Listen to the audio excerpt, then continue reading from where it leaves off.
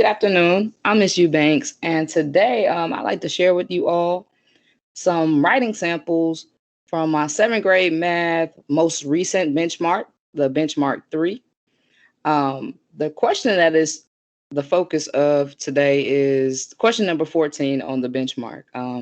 As you can see over here, the question was Todd surveyed 25 seventh grade students in the art club to determine what movies seventh grade students prefer.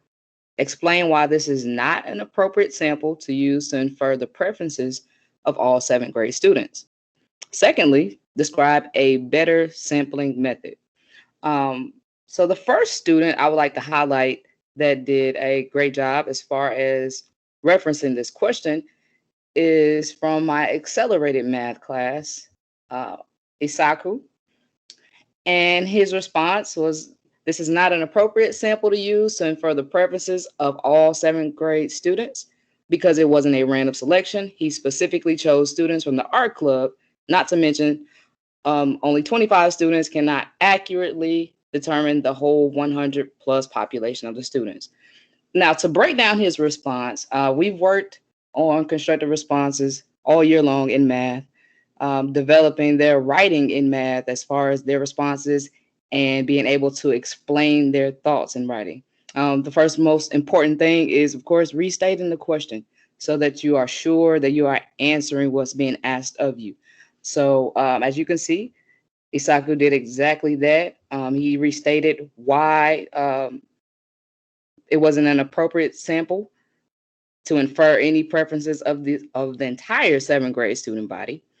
And he went on to mention specific details that supported that answer. Now, the second part of the question stated, describe a better sampling method. So in order to improve this answer, as far as the sampling method, Isaku mentioned that instead of specifically choosing people from the art club, Todd can randomly select people from each class to do a survey. A higher number of people and a random selection of people will more likely determine the whole population of seventh graders.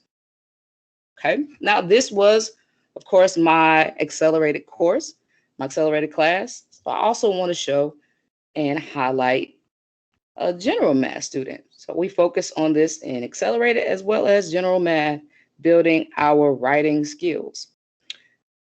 Now, this is not general math, the same question, same exact question from benchmark 3. This is Patricia.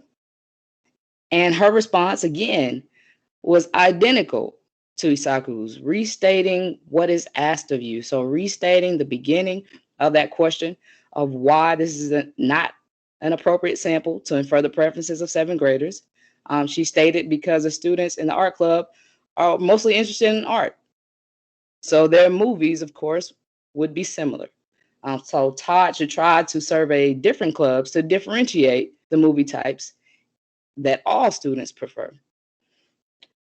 Supporting that answer, she also went on to say a better sampling method would be to survey a bunch of seventh grade students that partake in different clubs and not only the art club.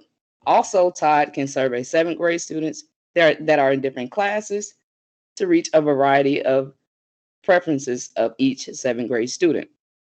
Both students, different courses in math.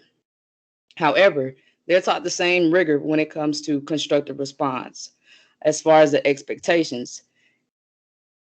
If constructive response is broken down for the students themselves to make sure that restate what's being asked of you and make sure that you are providing supporting details to explain your thinking, then it becomes one cohesive response for them. And this is something that we do regularly. So again, the first example was of accelerated math. The second was general seventh grade math. And they both did a wonderful job in responding to this benchmark constructive response. Thank you.